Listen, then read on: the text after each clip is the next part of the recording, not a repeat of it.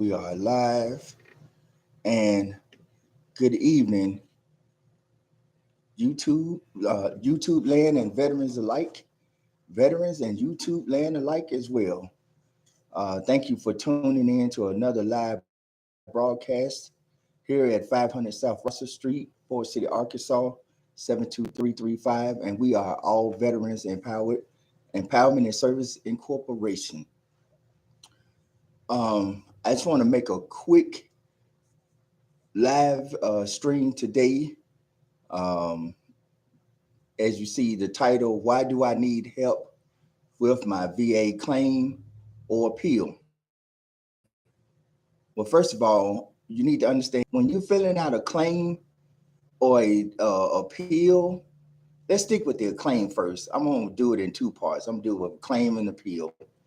So let's say you are a veteran and I want to do a claim on migraines. So the first step we're going to take is we're going to sit down, we're going to discuss um, do you have a current diagnosis? And the VA considered a current diagnosis is within the last 12 months of you filing your claim. So today is August 17th, 2022. In order for my diagnosis to be current, the VA 38 CFR, the law, I have to have that diagnosis between August 17th, 2021 and today's date.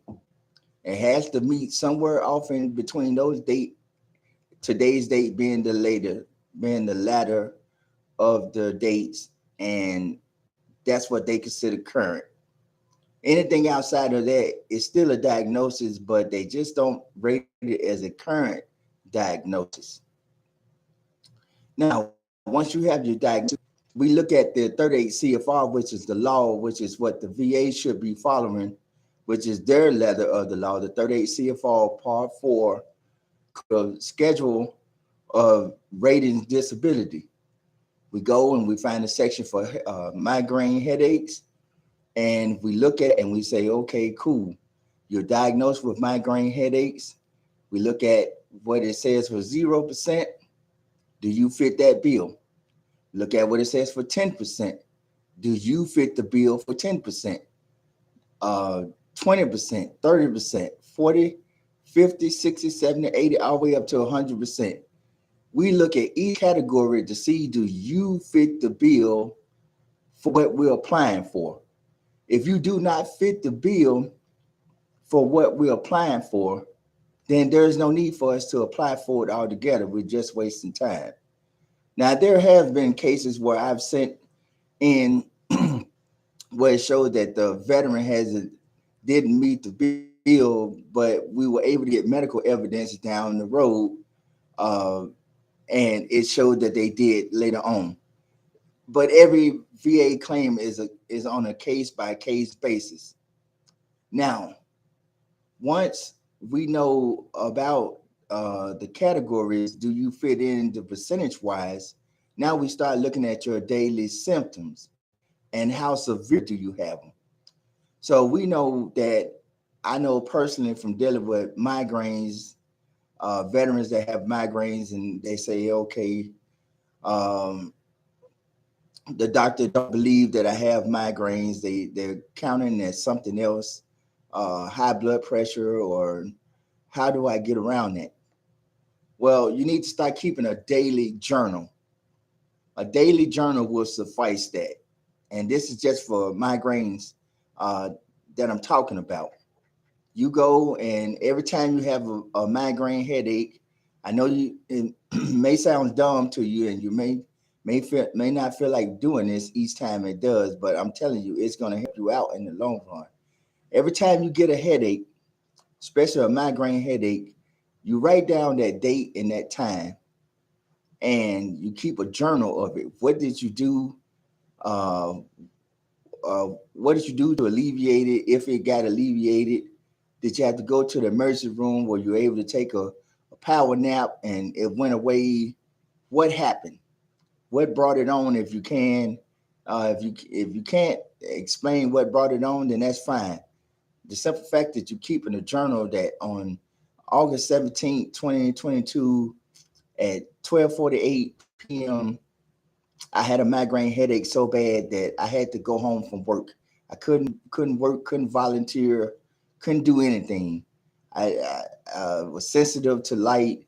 I had to go lay down, and when I laid down, I woke up 2 3 hours later, or what feels like 2 3 hours later, and there I go. Now I feel much better.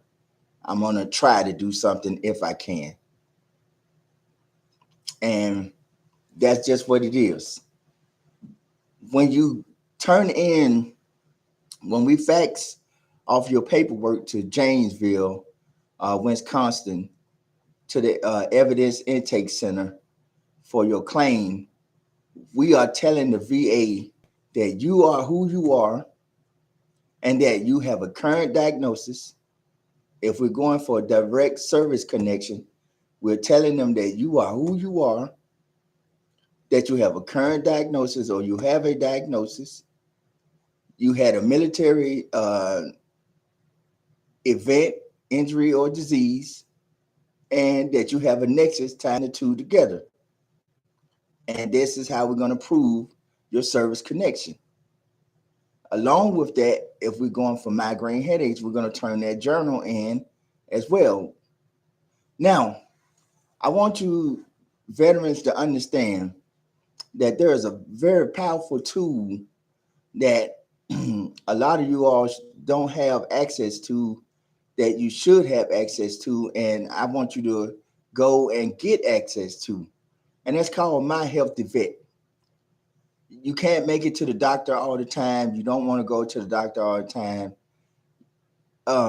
Sign on to My Healthy Vet and start complaining on My Healthy Vet through the secure message. Each time you send a secure message and they respond, that message goes into your medical record. Every time you complain about your migraine headaches to the doctor, whether they do anything about it or not, it goes into your medical record. Eventually, you will be able to go on to My Healthy Vet, to the blue button, which is called the Blue Reports, and you will be able to hit that download and find those progress notes where it's showing where you contacted the doctor. The doctor either set you up an appointment, or they sent you medication via mail, or they sent you out on a consult. Whatever they decided to do, excuse me, they will put off in those notes. Even if they did nothing and they just responded to you, those that will be in those notes as well. And you will be able to get those progress notes off My Healthy Vet and take the appropriate action. So when you submit your claim, you have medical evidence in regards to your claim. Now, your appeal. We know that there are 3 lanes to appeals, actually 4, because sometimes I've seen where veterans will get a decision back from the VA and they just say, "I'll truck it." They just throw it in the corner and do nothing with it, not realizing, or sometimes, let's be honest, realizing that there's a time frame that it needs to be responded to.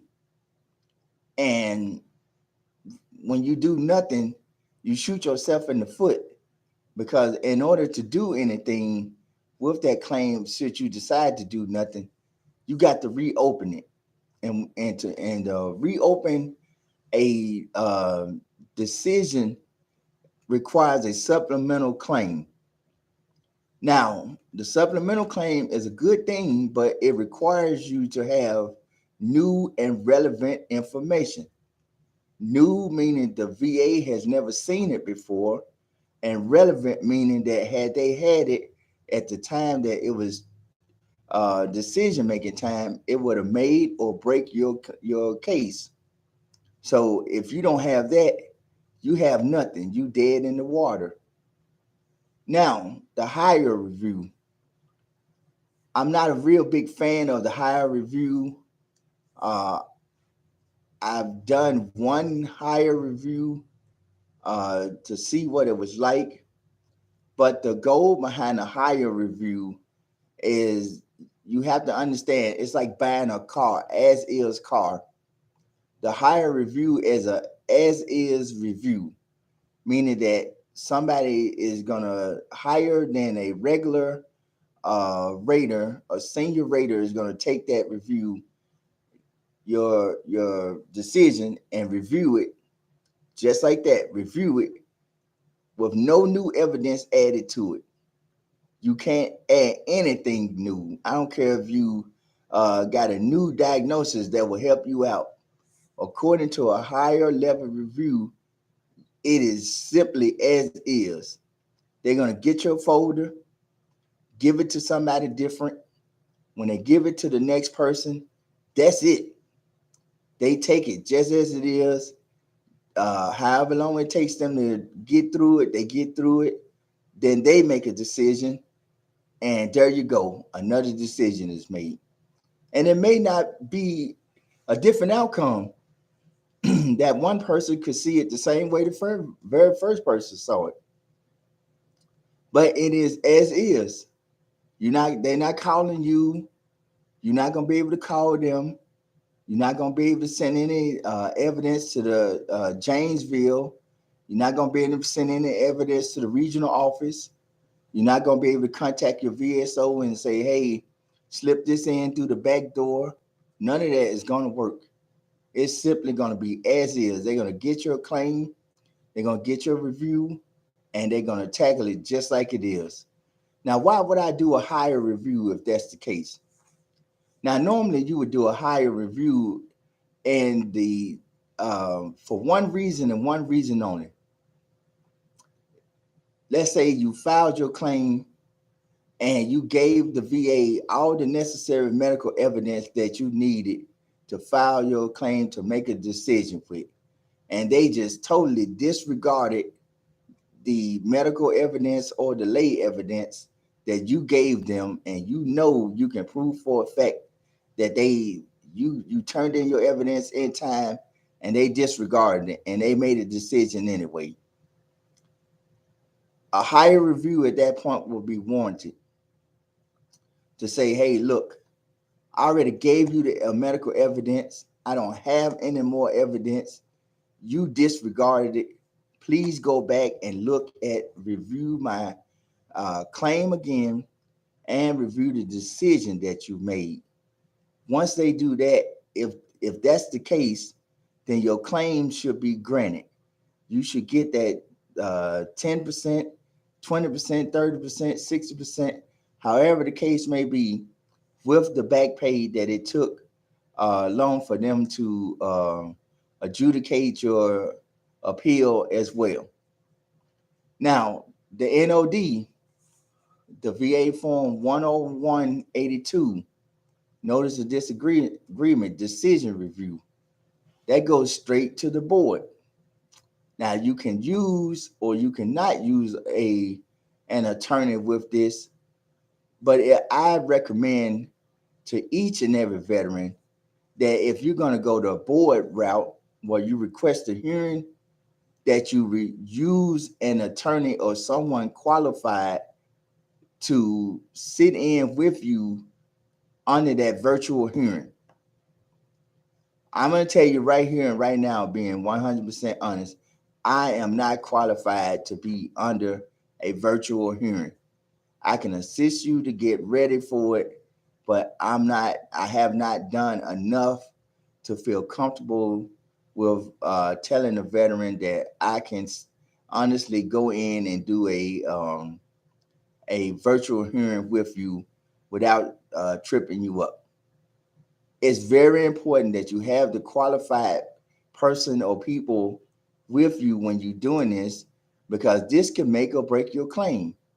You've waited um, 3, 4, maybe 5 years after you turned in that notice of disagreement, and here's your chance to shine in front of the judge to uh, to get your claim adjudicated, and now everybody's stumbling all over their feet. Now is uh, I don't know what to say. Now is we done rehearsed it so much that studied long, studied wrong. Now I done forgot what to say and what to do, and I done waited 2, 3, 5 years for this, and I end up with nothing. That's a shame. That is an absolute shame. And I don't want to see veterans in that type of position. And I certainly don't want to put you in that type of position. I want you to especially if you have to wait that long on the NOD. We don't know how long it takes on the NOD. We're not adjudicators down here. We're not raters. We're just facilitators of paperwork. What we do is we take the necessary VA forms, the updated VA forms, and we send them to the appropriate places so the VA can do the necessary work that they need to do should they choose to do it. Because let's face it, we're dealing with the government. The government is not your friend. The VA is not your friend. Even on the healthcare side, they are not your friends. There's plenty of people who walked into the VA hospital and these clinics and these doctor's appointment, and you tell the doctor one thing and the doctor put another thing. There are plenty of veterans who walk into these VA hospitals and clinics and these VA appointments, and the doctor doesn't put every single thing that you put down. Um, and that's just the nature of the beast. You can't make them do it. You can only hope that they choose to do it. Um, and there are some fair doctors out there who will take the time to put into your medical records what you talked about and how you talked about it. And then there are some doctors who just don't give a heck. That's just life. The same way you can't make a doctor on the VA side or the private side write a nexus letter. You can simply ask. I can't go in one of these facilities and jack somebody up and say you're gonna write this. No, it doesn't work that way. If they choose not to write it, oh well, too bad, so sad. We tried. If we can find a private doctor or even a VA doctor that will write you a nexus letter, we go with it. Um, as I stated before, dealing with the VA is an administrative and legal action. So therefore, you need to leave the emotions out of it. Yeah, I know, as I stated in so many videos before, I've heard, man, I should have did this years ago.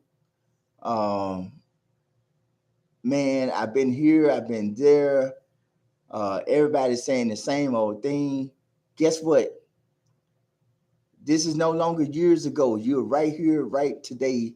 Let's get it done. Guess what? You're not over there. You're not over here. You're not on the ceiling. You're right here in front of somebody who's willing to assist you should you allow them to assist you. We don't promise you a rose garden. I don't promise anybody any percentage. I work towards what the 38 CFR says work towards.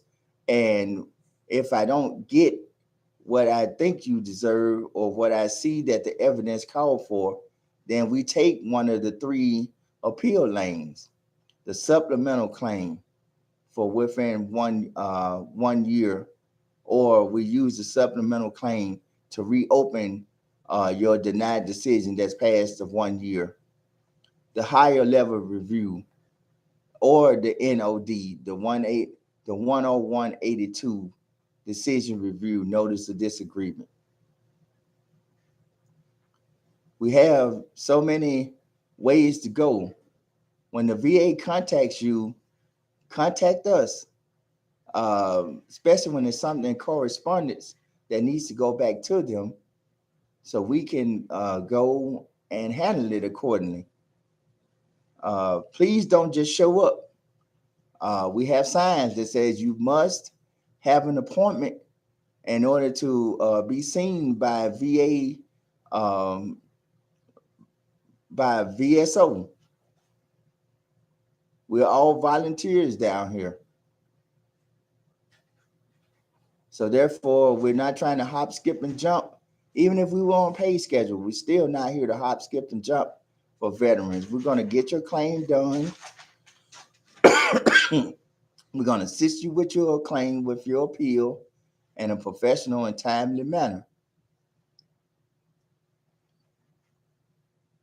And also, what I want to bring up, as I stated, we're all volunteers down here. Avesi is all Veterans Empowerment and Service Incorporation. We are not funded by the government. So any donation that you choose to give would greatly be appreciated. Uh, we're not asking for $1,000 or bring us gold ropes or cars or anything like that. Uh, should you choose to feel so generous to donate, whether you're a client or not, we'll greatly accept it. It will be put to good use to keep the lights on, to keep paper, pens, ink, uh, copier paper, ink in the printers, fax. Veterans like to come down and, hey, fax, will you fax this for us? It could be just as easy, you go over to the library and pay the dollar for the color fax, and pay the 50 cents for the for the black and white. We're here to assist veterans. We're not here to do it for you.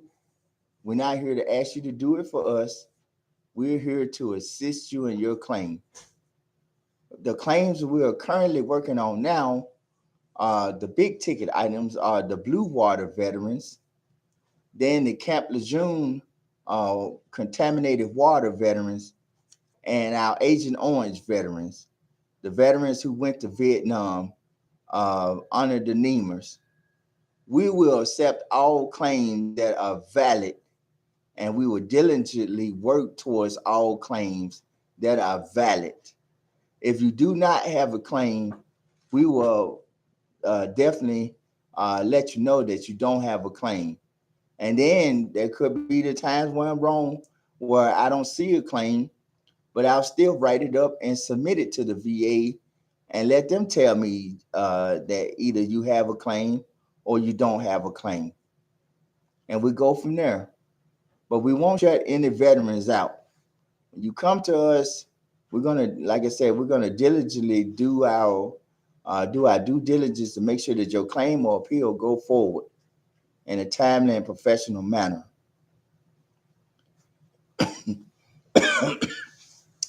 Hearings, I do like the hearing. It takes the VA a while to schedule a hearing. Please, if you do want to schedule a hearing, have an email address uh, and a phone number so we could put on that letter to go when I fax off to request a hearing, so that they may contact you to send you that letter via mail or via email, so we can get your hearing scheduled and get you to the proper channels so your claim and your appeal can be adjudicated with the BVA judge in a timely and professional manner. But I wouldn't go at this alone. Yes, it is a great thing to want to do it alone, but like I said, this is all administrative and legal in action. When you turn in that claim, you are telling the VA that I am who I am, and I have current disability or disabilities, and I need to be compensated for it via compensation or pension. And trust me, once they get it, they're going to take the legal actions to either work on your behalf or against you. And it all depends on the proper forms that you have in turn into the VA. And there's been times where the proper form has not been turned in, but they would send you out the correct form and say, nope, you need to what you're asking for, put it on this form. But we seem to have that covered down here, so we won't have to do that. So, should you allow us to, please call us, fax us, email us, or write us, or come down here in person to see us to make a schedule an appointment so we can sit down and talk about your claim or appeal. And if you choose to make a donation as well. Uh, as I said, any donation and any amount will be greatly appreciated. And especially should we decide to take your claim, we have a volunteer contribution form um, that we ask that you fill out should you choose to do so. And that goes, it's a one-time deal, like I said, to help us keep the lights on, uh, keep us in operation on day-to-day basis, because we don't want to ever have to close down. We're now not going to be here forever, but we don't want to have to close down, especially have to close down for lack of funding. So with that being said, if you have any questions, comments, or concern, leave them down in the comments, especially comment box, and I will respond to you. Uh, my name is Greg Harris. I am a volunteer VSO here at Avesi. Our phone number is 870-494-3005, and the fax number is 870-494-3066. And you can contact us. We're here Monday through Friday from 8 to 4:30, barring that there's days that we're closed. And let me throw this last thing out here. On Wednesdays and Fridays, we do not see veterans. Our normal time of seeing veterans are either 10 o'clock or 1 o'clock. So when you call to make an appointment, we're either going to set you up an appointment at 1 o'clock, at 10 o'clock, or 1 o'clock. If we have to go 10:30 or 1:30, that's fine as well. We'll make the necessary adjustment to get you in, but our normal standard operating procedure time is either 10 o'clock or 1 o'clock um, on the day that we get you scheduled for your appointment. So thank you for your time. Uh, and I look forward to working with any veteran or surviving spouse or any child of a veteran that choose to come down to allow us to work for you and with you, and we'll be in there like swimwear. Thank you and have a good day.